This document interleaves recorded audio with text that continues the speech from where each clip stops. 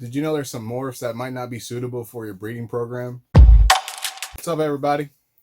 So in today's video, I actually want to talk about some morphs that might not be suitable for your breeding program. So these are morphs that have genetic anomalies that would prevent you from breeding the snakes or prevent you from owning the snakes. So let's start the video and hopefully I can teach you something today. Before we start talking about the morphs that you should probably not have in your collection or breeding program, don't forget to subscribe and hit that notification bell so you don't miss anything that I put out in the future. And also I'll leave a link up in the corner for any other videos that might interest you. So I want to start this one off by talking about a recessive gene that you might not want in your collection or your breeding program.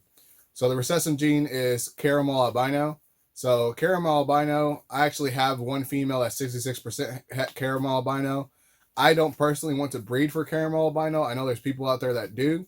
So the problem with caramel albino is that there's a chance for the offspring that are visual caramel albino to have kinking. So I personally don't want to breed for caramel albino. Some people do. It's a risk they're willing to take, and that's fine.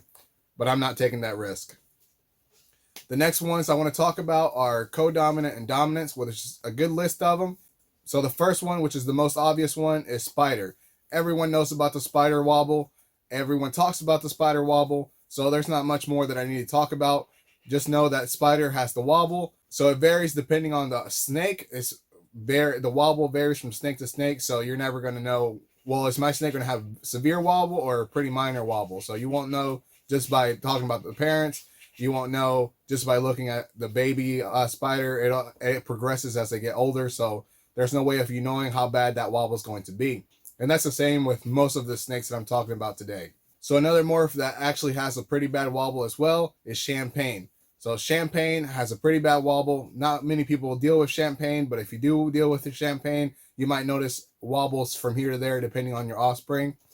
Now, most of the snakes that have wobbles, if you were to create the super versions of them, they will probably not make it to full term in the egg. And if they do make it to full term, they will probably not live past the first few months. They are a lethal combination, and if you breed a super spider or a super champagne or any of the other morphs that I'm talking about today, they will probably not make it to full term or make it to adulthood. So just keep that in mind for all the previous morphs that I talk about that have a wobble and all the morphs that I'm going to talk about after this one that have wobbles as well. So the next one or the next two is hidden gene woma or woma. Woma and hidden gene woma or HGW are actually known to have wobbles as well. So again, wobble could lead to lethal supers. So if you breed woma to woma, you're going to get super womas, which against are lethal offsprings. They might not make it to full term and they might die within a few months. So these are morphs that have wobbles. There are some others that have wobbles that most people don't talk about, like sable or spot nose. Really, the spot nose and the sable don't have wobbles by themselves, but the super versions, or when you mix them with certain morphs, like sable, when you mix it with spider, they have wobbles. And then spot nose, like the Powerball or the super spot nose, some people have talked about that having a wobble as well. I've never produced a super spot nose. I've never owned a super spot nose or a sable or a lot of these morphs because I try to stay away from them. But I do have spot nose in my collection, single gene spot nose, not a super spot nose. And again, I've never noticed a wobble with a single gene spot nose. So breeding season is about to start for my bearded dragon. So if you hear them getting crazy over here, that's why. The females are getting crazy, the males are getting crazier. So that's just how it goes around here sometimes. So the next morphs I want to talk about are actually morphs that either have fertility issues or have sex-linked issues. So one with a sex-linked issue, which everyone knows about, is banana/coral glow. Banana and coral glow are the same thing. People try to say they're different. There's nothing different about them. They're compatible, so that means they're the same thing. There's nothing really you can do about that. So with banana and coral glow, what happens is female coral glow or female banana, their offspring that are bananas are going to be either female or male. All of the male offspring from that female banana are actually going to be female makers. So the majority of the banana offspring from that female maker banana male are going to be females. Now there is a chance you get males out of that female maker, but for the most part, they're going to be females. And then any of the males that come from male bananas are going to be male makers. So most of the offspring that are bananas that they give off are going to be males. Now, again, there's a chance that you produce a female from a male maker.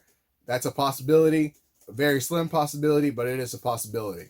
Now, another morph that has fertility issues is the desert. This is not to be confused with desert ghost. Desert ghost is a recessive morph, and this is desert, just desert, no ghost. So the desert morph is actually either dominant or co-dominant. No one knows. And the reason no one knows is because desert females are not able to have babies. Desert males can produce desert females and desert males all day long, but desert females cannot have babies altogether. They are infertile. So no one's ever been able to produce a super desert, because the only way you can produce a super desert is from desert to desert. And if a male is a desert and a female is a desert, that female can't have any babies. So therefore, you can't create a super form of desert because there is no way for you to do it. Now, desert is still used out there. People are still breeding for desert. Now, again, all the females are probably going to be sold as pet only because you cannot breed desert females. They are infertile. Another morph that's known to have issues is cinnamon or black pastel. I personally have never had issues with cinnamon morph, but I know with black pastel, the super versions of black pastels have been known to have kinking.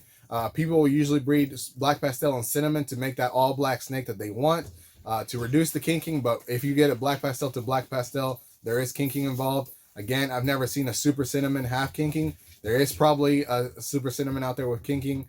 If you made it this far into the video, I appreciate it. Don't forget to hit that like button. Don't forget to subscribe and share and hit that notification bell so you don't miss anything I put out in the future. As always, peace.